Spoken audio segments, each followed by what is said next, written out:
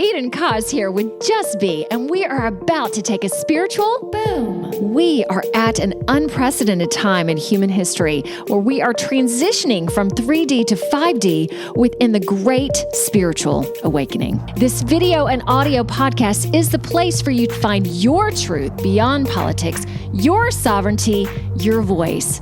Let's kick up your vibration now. By the way, each episode ends with the Just Be practice to do just that. And as we begin the show, just to know a little bit more about me, I'm a soul realignment specialist, meditation master, and dimensional healer. Learn more, and there's merch also at EdenJustBe.com. Let's get this party started. Eden with Just Be Spiritual Boom in association with the Grassroots Warrior Network.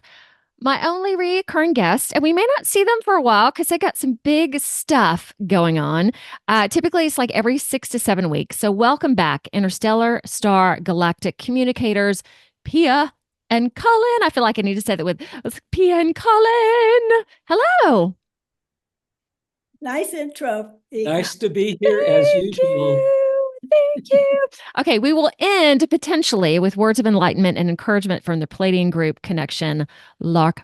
All right, now let me read their bio that I typically read. So husband and wife, PhD's, Pia Smith, Orleane, and Cullen Baird Smith, communicators to the stars, otherworldly beings like Pan's kingdom, fairies, angels. They are writers, visionaries, intuitives. Pia being a former psychologist and Cullen being trained in anthropology and archaeology. Together, and it has to be both of them, they bring planetary wisdom from the stars from a group of Pleiadian light beings known as Laarkmaa. They have offered decades of extraordinary work and commitment to the earth and humanity, and they keep on going. Right? Y'all just keep on. And again, we're so thankful for that. This is our start. I am in a series with Pia right now called Voices from the Light, where Pia brings in many different voices to talk about the ascension from a leader of a fleet of Arcturian ships to a Lemuria resident. So one of the things that I've garnered from that, and I want to communicate to everybody right now too, is just be discerning. Be discerning of the world, be discerning of everything that's going on in the world. Yet I also want to talk about this because Laarkmaa is beautiful and unbelievable, but y'all do so much more. Like Pia, your connection with Mother Mary. Cullen, you are Pan's kingdom? Yes. Is that okay. Can we talk about that? And y'all do Pleiadian astrology. Let's hear more of what you do. Well, Eden, I would say that what we do is what we've done since we were children. We have seen fairies, little people, angels, Pan's kingdom, interstellar beings. It's been a normal part of our life since we were born. It's never changed. It's never gone away. We're just making it more and more public right now. For the last 2 decades, we've only brought Laarkmaa to the world because that's been our focus, bringing the Pleiadian wisdom that we bring together. But now all of these other voices from the light are saying people need different perspectives of the same truth. It's all the same truth, but they need different perspectives. So that's why I'm doing the Voices from the Light Cosmic Guidance series, which will be available publicly by recording after the series is finished. But it's way more fun to be part of it, so you can actually ask questions, whatever you have. So. Yes, and I do. We've been communicating with other kingdoms, other species. Although Pia and I grew up on opposite coasts of America, I grew up on the West Coast and Pia grew up on the East Coast. We were communicating and swimming with dolphins as children. And that was one of the ways that we realized that we could communicate and spend time with other species. So I think our childhoods prepared us for a much larger experience of dealing with, communicating with, sharing with beings from all over the universe of the cosmos. But it's interesting that Pia and I developed pretty much synchronistically as we were growing up. We would be swimming with dolphins. I mean, this was years and years and years, decades before we met. Or we would be dealing with wild bears we would be dealing with all of these other species or kingdoms that I guess I could say normal people are either afraid to spend time with or have been told, don't do this, it's dangerous. You know, be afraid, be afraid. The reason I'm bringing this up is Pia and I have had no fear from the very beginning. We have never been afraid of death. We have never been afraid of wolves and bears and things that mountain lions, things that we're trained as a society or a culture to stay away from because you could get hurt. Well, that didn't happen for us. It actually enlarged our lives. And I think working with animals helped us become more open so that we could communicate with all of the beings that we now communicate with. And also the plant kingdom. I mean, Cullen was, with Pan's help, growing a magical garden where the vegetables were huge and succulent, and people were saying, this is impossible. And this happened long before the famous one in Scotland happened. He was doing this when he was a child at 7 or 8 years old. I was up in the middle of the trees every day of my life. I was climbing up into a tree with a book, sitting to meditate, every day talking to the trees. And I will never forget the day that I walked by a tree that was in full bloom, and I just stopped and said, you are so beautiful. And the tree said, so are you. It's like, okay. Yeah. Okay, well, thank you. Yes, Yeah. yes. We were on a tropical island. I don't know if we shared this with you, Eden, before, but we were on a tropical island years and years and years ago, and we went to a nature preserve. And one of the exhibits was an orchid area. Ooh, okay. And we were going from orchid to orchid to orchid. And all of a sudden, one of the orchids turned itself from where it looked like it was putting its attention, and it turned itself to us. It's like it just turned its head and followed us around the room. And I'm getting goosebumps telling you this. And we had a communication.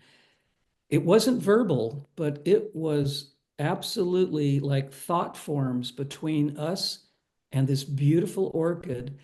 And we stood, I would say, for a half an hour or 45 minutes in front of this single plant.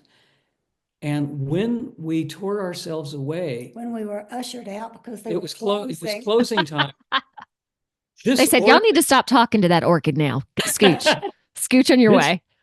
This orchid kept turning because it was following us all the way out to where it could no longer see us. Yeah, it was a really, truly an amazing, expansive experience. And I think what Cullen and I want to do at this stage in our journey is help everybody realize that there's a bigger reality out there, and we need to expand our imagination about what's possible, because we are so limited in our beliefs about what's real and what isn't, what's possible and what isn't. That needs to be expanded for everybody. And I think that the greatest thing I can share right now is, in our work, we're always talking about how important nature is and how important it is to get back to nature, because humans are part of nature. Even though most people live in high-rise buildings in big cities, they work in high-rise buildings, they often forget that they're actually part of nature. And the reason we're bringing these stories to you and your audience right now is these are all nature-based stories. These are all about slowing down, quieting ourselves down, and having an experience that each and every one of us can have. It's not a special thing. Pia and I are not unusual. We are not special. We're just open. We're just open, and we can quiet ourselves to the extent where these other beings realize that we want to communicate. We're willing to communicate, and they do communicate. Awesome. Did you mind, Cullen, telling me more about Pan's Kingdom? Because I'm not really familiar too much with that, except like what I've read in fairy tales can you talk a little bit about that? Sure. Pan is the so-called mythological king of the natural world. And I would very quickly dispel the mythological, because he's not a myth, he's real. Do you know the idea of the green man that No. has, well, in many ancient cultures, there has been a myth or a story about a legendary green man, where this being has flowers and leaves as his head, his hair, and that he moves in the forest stealthily. But if you get quiet, as I said a moment ago, maybe you could get a glimpse of this being. Well, the green man is another name for Pan. Pan is the energy of all wild things, of all of the elements of the natural kingdom, whether that be flora or fauna. When I first met Pan, I was introduced to him by one of what he calls his minions. And this creature is and was a fawn, a deer fawn. Mhm. And this little being, this absolutely joyous, dancing around little being, his name is Coolmas. And I have had a relationship with Coolmas all my life. And Coolmas is like Pan's #1 ambassador. Coolmas does communicate, does show up physically to certain people who are willing to believe, see, and know that the nature kingdom is real. And that, Trust in a larger reality. yeah, absolutely, Pia. And do you want to add anything to the idea of Pan? No, I think you're covering it. Pia and I have seen Pan in different guises in wild places. We were on a nature hike once, and a whole bunch of noisy, raucous people came by where we were, and we removed ourselves from the trail and went further into the depth of the forest. And all of a sudden, there was this image in the bark of a tree, and it was Pan, or the green man. And he said to us, "Very good job stepping away from that noise." He said, "I can't think with that noise." He said, "I need solitude. My work is so important. I cannot be interrupted by human activity, human noise, human chaos." And we had a wonderful little chat that day. And it was marvelous. And then at the end of the chat, he disappeared, and the people that were bothering us walked on, and we got back on the trail and had a great day. So it's happened to us on many occasions. And one of the things I'd like to share is humans have done so much damage to this earth that Pan and his minions, Pan and his group, have pulled back. In ancient times, there was much more communication between the natural world and humanity. In medieval Europe, many people communicated with Pan and nature creatures. I mean, we could name many examples: water sprites, little people, what people in Ireland call the leprechauns, and in Hawaii they're called menahunis. Little people that we're told are mischievous little beings are actually really wonderful beings. We just have misaligned who they are and what powers they have. But what I'm going to explain is the natural kingdom has pulled away from humanity because we've done too much damage to this earth. And as more and more people are waking up, which thank goodness we are, the natural kingdom is willing to come forward again, and more people are beginning to communicate, to see, feel, hear, and know that these beings, these creatures are real. I'm going to share a story of something that's an affirmation that sort of can help people understand. One time I chose to serve at a Native American gathering as just a wait person, just to serve them, bring them their coffee, their tea, their food, because they're having a conclave and a gathering, talking about important things that they wanted to help achieve in the world. And it was about a 3 or 4 day gathering. And every day I was very silently moving among the people and not saying a word. And then I would go back to my sleeping quarters at night with the others of us who were serving. And on the next to the last day I was there, this man who I noticed had been watching me very closely, he approached me and he said, "You're a family." He said, "I want to adopt you into our tribe." Oh, And I looked at him, I said, "Well, that's quite an honor. Why are you choosing me?" And he said, "Because you see the little people. You see them, you know they're here. And that's the tribe that I represent, is those who can see the little people." So I had a formal initiation into a Native American tribe, because I could see little people, but I never said a word about that, but somebody could see that I had that connection. So I think anybody who's listening, all you have to do is what Cullen said, just be quiet, slow yourself down, notice, be discerning about what's around you in the world. And as your eyes and your heart and your third eye begin to open more and more and more, you step into that larger reality that has always existed. It's there for all of us. It's amazing. We don't give advice, but we do make observations. And one of our observations is when people choose to be in nature, we would suggest leave your cell phone at home, and especially leave your iPod at home and your earbuds at home, and go into the forest, go into the jungle, go into the meadow, wherever you're going to encounter nature. Do it in a pure, silent way. Don't confuse your body. Don't confuse your ears. Don't confuse your mind with all this extraneous noise that will prevent you from hearing, seeing, and focusing on what is directly in front of you.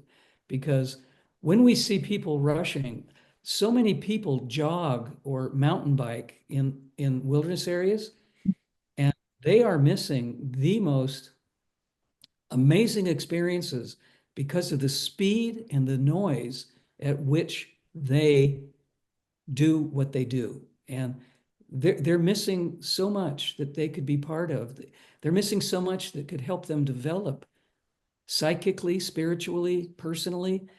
All of these energies are now willing to come forward and share and communicate. And all we have to do is, and I know this is going to sound funny, but all we have to do is get out of our own way.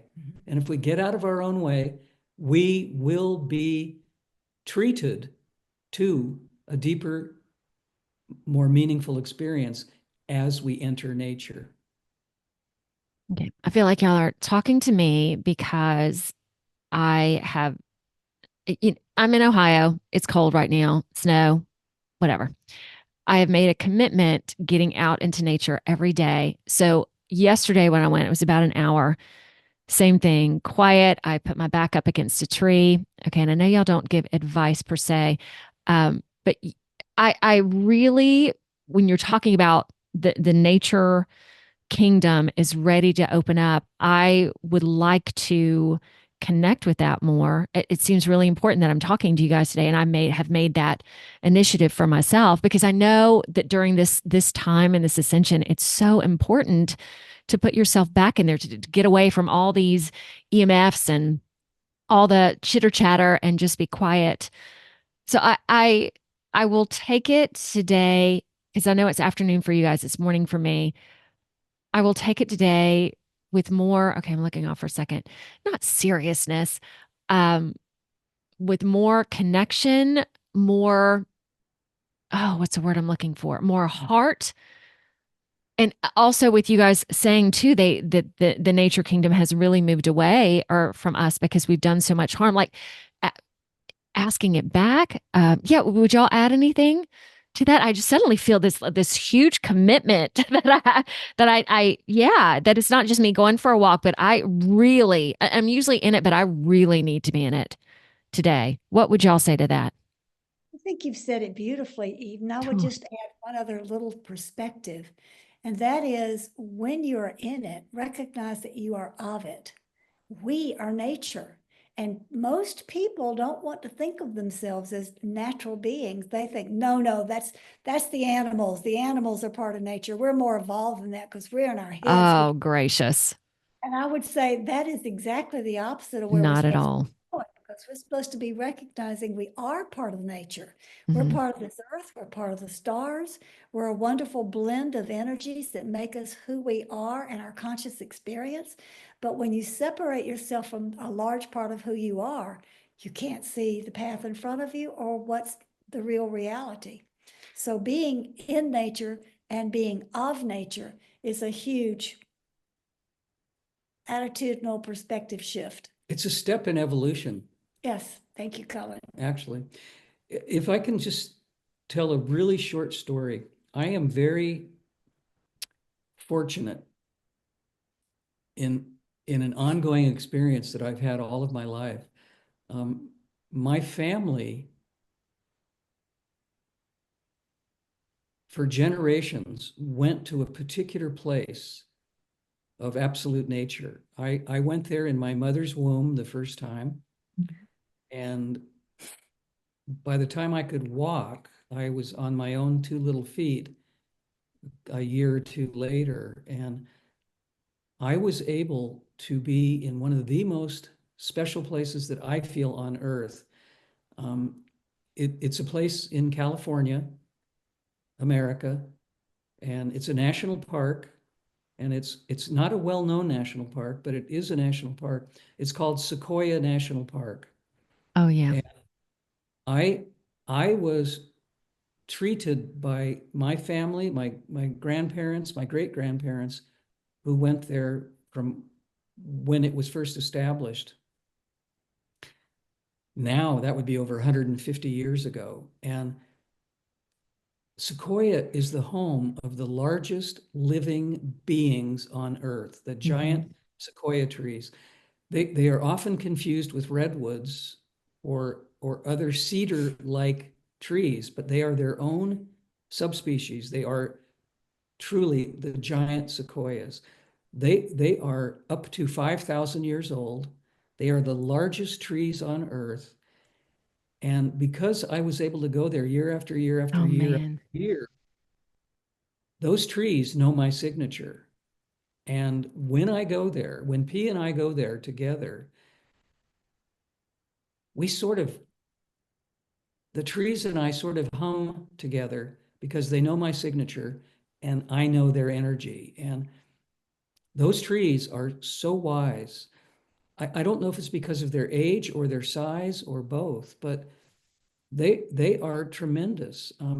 I once told a forest ranger, I said, I don't know if you've ever thought of this, but I see the giant sequoias as the equivalent of the whales of the land, because they are both old, ancient beings, and they are both, each of those species are so wise. They have so much to teach. They have so much to share.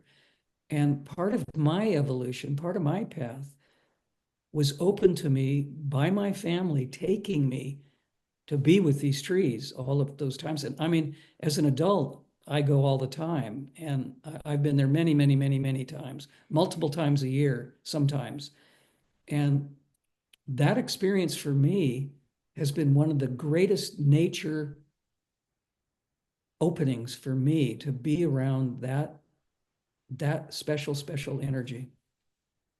I visited there right before I had started doing meditation. So I wasn't open into more. And it was such a magical experience. And I haven't been back since. And I can imagine, I think I'm going to bring them with me today when I go into nature. But it is so astounding. Like, I would love to go back now and be like, because even though I wasn't open when I went, it was amazing.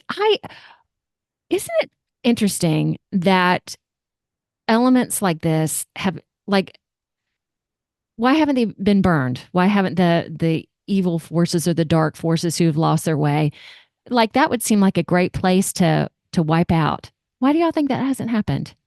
Well, they've tried. Uh, We were there one year when the forest rangers did a, what do you call that? prescribed burn. Prescribed burn, a prescribed burn to clear out some of the weeds, and the whole forest caught on fire. It was so smoky that everybody was there was, Everybody left the park. everybody had to leave the park. They Mhm. have tried to do that, but I think the life energy of those Yes, big no. trees really overpowers any attempts of that to do it, because they are such powerful beings. Well, there are two reasons, scientific reasons also. Yeah. The bark of these magnificent trees is almost impervious to fire. It's unlike any other tree bark of any other species or subspecies. It doesn't burn easily or well. That's one scientific point. But the other point is the way the giant sequoias propagate, the way they renew themselves, is their pine cones only open up during fires. No way. So natural lightning produced fires cause the giant sequoias to push out their little seeds. And this is the funniest thing, Eden. Of all the coniferous trees, all the firs, the hemlocks, the pines, everybody knows pine cones. It's part of what people understand about trees and forests. The giant sequoias have the smallest pine cones of any tree, even though they're the largest tree. Mhm. And truly, they only open up with extreme heat, and that is how they spread the new baby sequoias. So the idea of fire is actually kind of opposite for this species because it's helpful, not damaging. So they're pretty much like, come on, bring your worst, quote unquote. We got this. That's Yeah. so beautiful. So beautiful. Oh, everybody just go. Even if you meditate and bring them in. It is one of those things when you talk about that there's so much more to the world than you see in front of you. Yet when you see that physically in front of you, like, that is like, if you don't believe there's more to this world and you're seeing this, come on. How can this be in your reality? Yeah. So beautiful. Okay, I have another question I want to ask. Is there anything, before we leave the natural world, is there anything else we should talk about there? The only other short thing is through my interest in spirituality and my background in anthropology, mostly, not really archaeology, but anthropology, I became really interested in shamanic medicine as a young man through my university studies. And one of the ways that shamans are able to leave the 3D world is through an experience of following tree roots to go to other worlds. There are different worlds in the shamanic understanding. And one of the things I was taught as a very young man was to travel down the root system of trees to get to the underworld.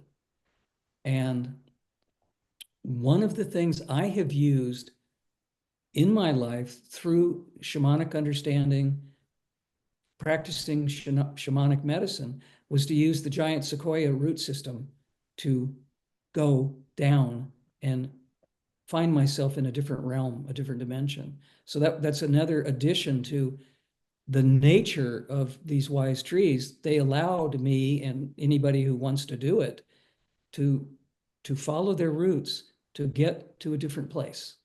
And it was a spectacular Merging. experience over the years. And what their root system has to be huge. They I are. can't even imagine to support that. Wow.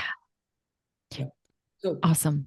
All right. Here's what I want to ask you guys about too. We've talked about this briefly, but we've never gone into detail about how 50% of your life, let's call it, is your will, and then 50% is the universe as well. So I'm experiencing this right now, like more than I ever have before. So I've written down on paper, spiritually designing my life. Well, here's what I desire from work. Here's what I desire in terms of moving. And then I also put out there, I let it go to the highest good. So things are coming my way that emulate what I've stated, yet it is so different than what I thought. So it's like looking at it and letting go of control and realizing that, especially for me, okay, let me see if I can get specific, but not specific about this. Okay, so I'm going to be very general about this. So one of the things that I've desired is kind of coming to my fruition, but again, it's not looking like anything like I thought it would be, and it's also giving me an opportunity, which I know I need to use my voice to be myself. So if it didn't come this way, and if it was almost too easy, it wouldn't spark that for me. Does that make sense? Even though I'm being pretty general. Sure. yes, Sure it does. So there's also a part of me that goes, oh, I don't want this to be work. And then I look at myself, I'm like, well, this isn't work. This is beautiful, beautiful stuff. But couldn't it just show up just, exactly what I envisioned? And then I look at that and go, well, that would be easy, but that'd be so great. Yeah, let's chat about that a little bit. So Eden, you know the old saying, "Plans, God laughs." Oh, I think I interrupted you. Say it again. When you make plans, God laughs. Yes. In other words, you have to be what we were talking about earlier about being totally open and accepting of the larger reality requires that Yes. we go of the boundaries around what we want. I want it to come in this package, in this shape, be this tall, weigh this much, and be this color.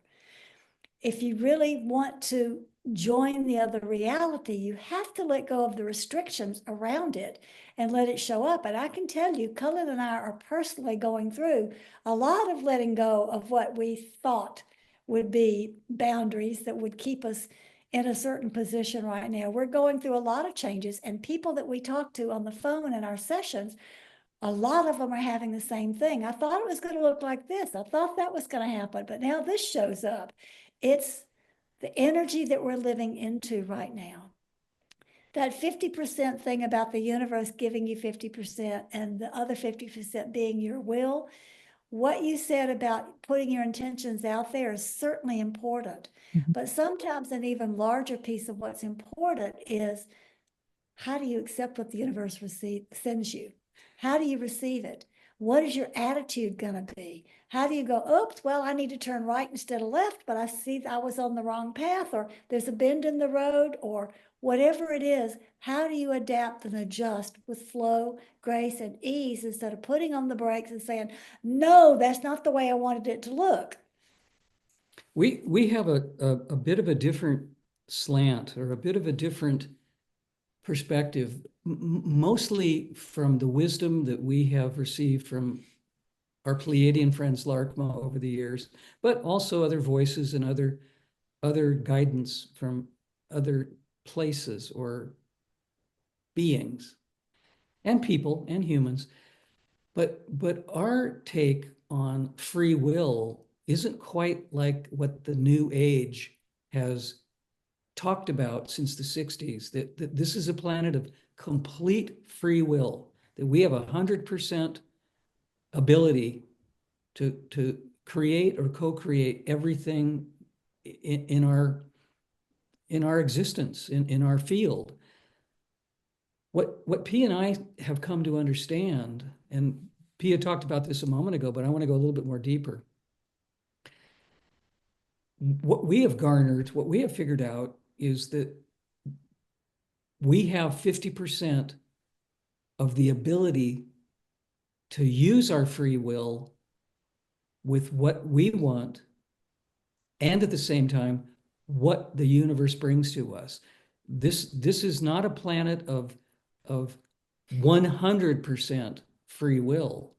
If you look at circumstances, when something happens to someone and they're darn sure they did not create it, they did not self-sabotage, they did not ask for something to happen to them, I think we can pretty simply look at, well, maybe the universe brought this to help us realize that we have a choice in perspective. We have a choice to look at what happened to us. Let's say a car accident. We're on our way to work. We're driving really well, and all of a sudden someone runs into us. It's not our fault. We did not create it. We did not engineer it. However, it happened. Well, that is what we see as the universe bringing us something that will alter our lives, and we can choose to make it, as the Canadians say, a Debbie Downer day, not a good day, a bad hair day, whatever we want to choose to call it. Or we can look at it as our 50% choice to not get totally bummed out, not get totally overly emotional about it, but look at it and say, okay, this happened. What do I do with it? Mhm. How can I do something with my free choice now that this has happened to me? And here's a real easy scenario. What if you go to the hospital with a bump on the head and you have been looking for your twin flame for 10 years and you have not been successful at finding the person you want to live with and you want to love? And guess what? The attending nurse, the attending physician happens to be that absolute energy that is your twin flame. And you would not have met this person if you had not been bonked by another car on the freeway. But something good happened out of it. Now, that is an illustration, a very simple general illustration of we have 50% choice to do whatever comes to us. But what Laarkmaa, our dear Pleiadian friends, say is you must use 100% of your 50%. You have to do a really good job. Always be conscious. Always be conscious. Yeah.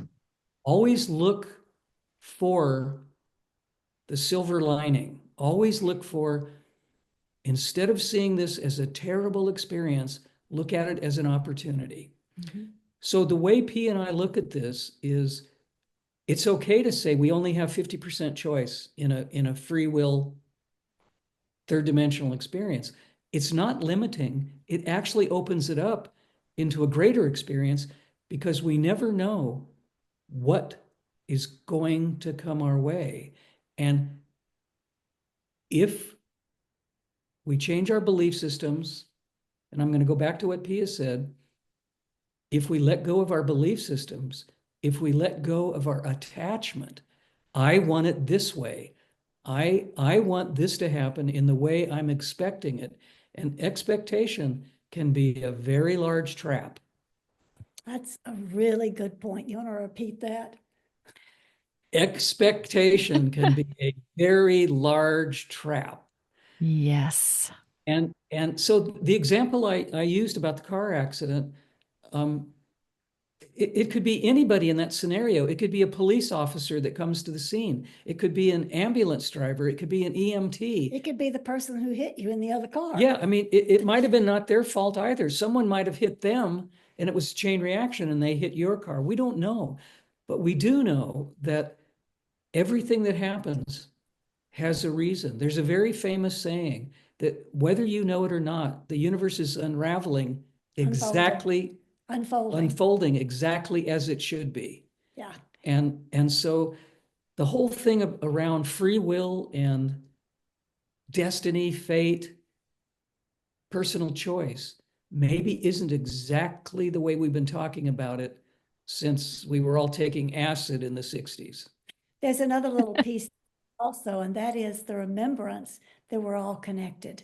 So when you're stepping out of the belief systems, when you've had that whatever happened to you, jumping immediately into resistance and blame and judgment, and it's not my fault, I didn't cause this, is definitely taking you into separation and more pain. But putting those feelings aside and going, well, what am I to do with this situation? And choosing to bring in the attitude Cullen just described is what opens the door to possibility. Imagination and possibility are huge elements in free choice, Two of or my favorite words. those two ideas can make us realize that expectation and attachment maybe aren't such good things to hold on to, because imagination and potential or possibility opens us up to literally everything that's possible.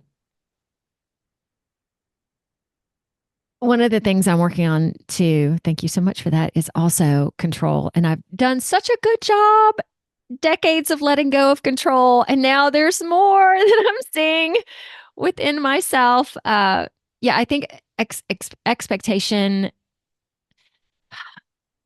like it's almost at like a double-edged, I don't say sword, but like to have an expectation that my life's going to be great. And it is great, but yet how that is going to be, letting go of that. Yeah, keeping parts of it. It's such a beautiful mess, but it's not a mess. That's a great way to see it. You know, all good things are born out of chaos. Okay. And again, just a gentle nod that y'all are, we're not going to go into it because it is, but I can attest that these two are speaking their truth because they're going through a major shift right now and doing it with as much grace as they can muster, and knowing that this is going to bring them into something even more beautiful. So I can attest from my standpoint that they are walking the walk. They are not just spewing this advice or whatever. Yeah, they're living the dream. How's that? Living the dream. Should we? Yes. We can all live the dream. It's just that what you said at the beginning of this particular part of this conversation, you've been creating what you want, but what is coming to you may not be exactly the right color, the right fit, the right ribbon on the package. However, you are still creating the change that you wish. That's called co-creating with the universe. Yeah. And that is the ticket to realizing that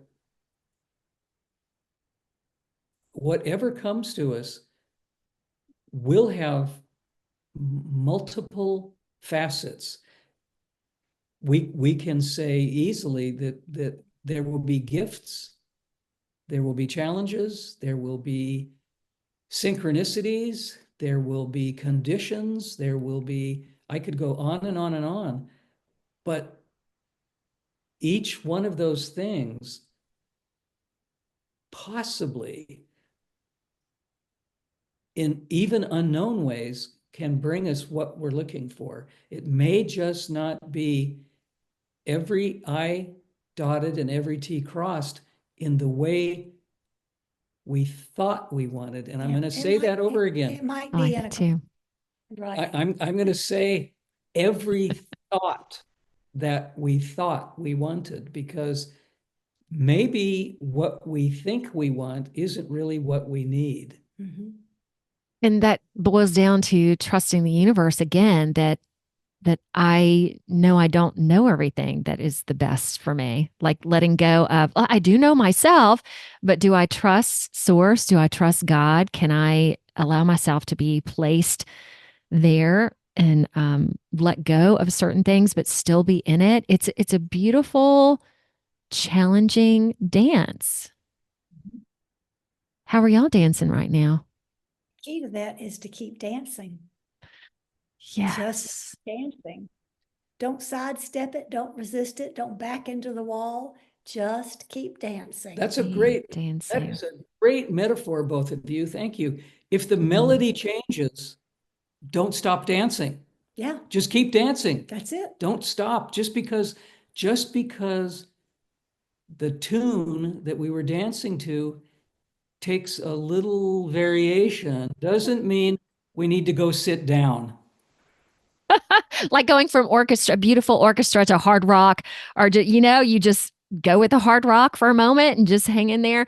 And I'm always amazed at how the web of the universe, there's so much, and it's so connected, and just being in awe of that consistently. I like that. Okay, shall we go to Laarkmaa? Laarkmaa, are y'all ready? Sure. Ah, feel good. Just be practice. Hello, dear one. We are Laarkmaa. Please give us your heart song. Hello there. Eden. Hello, dear Eden. We have very much enjoyed this conversation of perspective and choice and larger realities that you have been having. This is a wonderful branching out from restricted views that you have been trained to believe are true into possibilities and imaginings of things that are much larger than that. We also would like to take a few moments to focus upon the idea that things don't always unfold exactly as you define they're going to. What you choose for yourself, you choose energetically. How that energy appears in your life is given to you by the universe. And sometimes it's a little challenging to make those two meet. You don't really know how the challenge holds an opportunity. So we would say, in these times of deep transition, deep letting go, deep expansion, all the changes that are occurring, one of the key things to do is to remember, trust the process. You are part of the universe. You are part of this earth who's on an ascension path. And as you are part of all of this, the unfolding is going to affect you in your life as well. So maybe something that occurs does not affect you as personally as you think it is.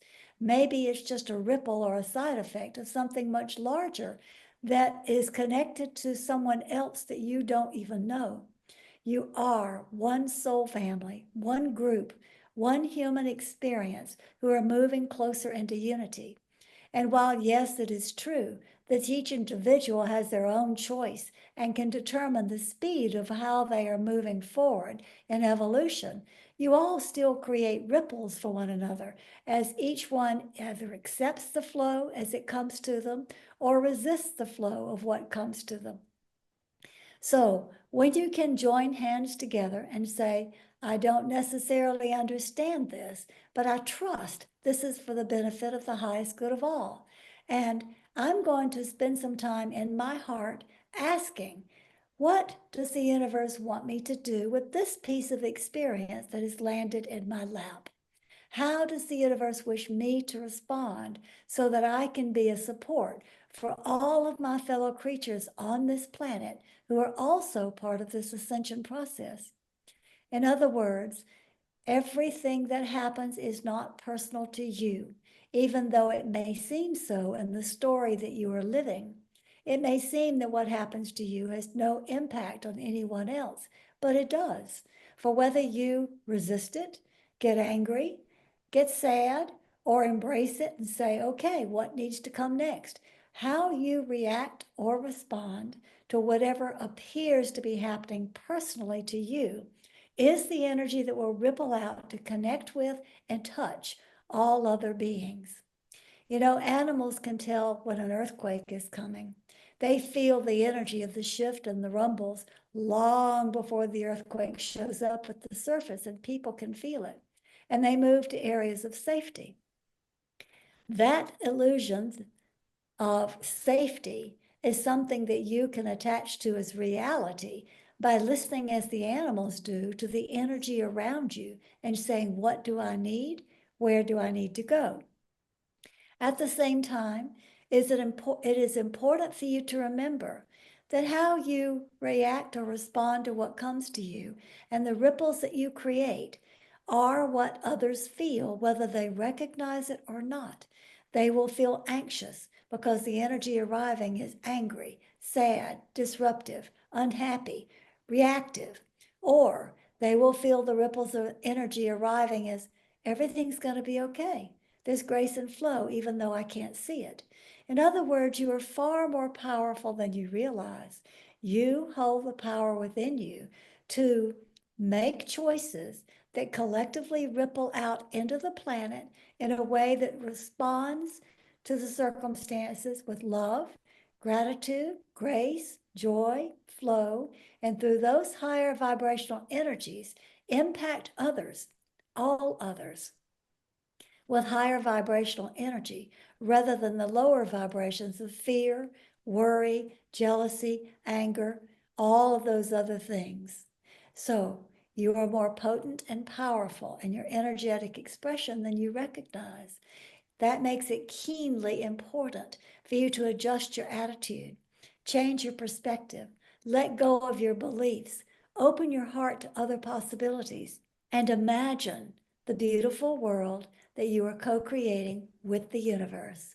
You are beings of light and love. Be that love. Be that light.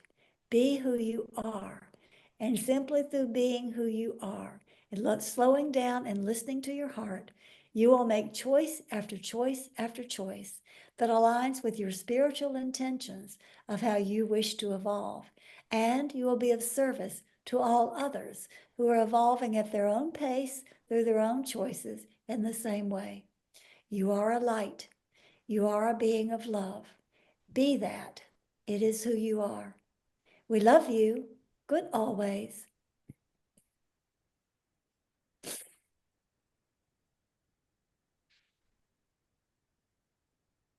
It is beautiful to be reminded that we are so good as human beings. And if we choose to take that path of love and gratitude, that there is such love. I was on my podcast, or I was listening to her, that we right now don't really understand what love is, that we are going to be expanding more into it. And I that was such a delicious thought, that we only think we know what love is, but it's going to greater and greater and greater. Why don't we close with that? What would y'all say to that too? I would say love is letting go of all expectations and all reactions and accepting everything. Mary Magdalene often says, accept every experience. They're all for your benefit. Have no judgment. Love them all because they're all here for you. So that relates to circumstances and people. Unconditional love is not having anything in the way of just being who you are and accepting the other as who they are. Nice. I'm going to ask everybody to send you guys lots of love and energy as you are making this beautiful transition for yourself. And because of that, probably won't see you guys for a little while. We'll see how things go. And I always so grateful for you guys showing up, sharing your wisdom and everything. I'm really, I'll take this moment to really. Oh, Cullen, what was one word you used today when talking about as a child going to the Sequoias? It wasn't blessed. Oh, it was a beautiful word. I wish I could remember it. Do you remember what it was by chance? Not blessed. I think treated. Treated. Well, y'all are such a treat for me to come on the show. And I really appreciate it, especially coming on now, given that there's a good bit of stuff that's going on in your life. So much gratitude. And we'll just put out there, we will see you soon. How's that? That's perfect. Best of luck. You're welcome. All right. See y'all soon. All right. Bye-bye for now. Winky for now. Y'all, find me on Facebook, Instagram, LinkedIn, True Social, as well as Rumble, BitChute, YouTube, plus a plethora of other audio directories like Apple Podcasts and Spotify. So like, subscribe, do it all. See ya.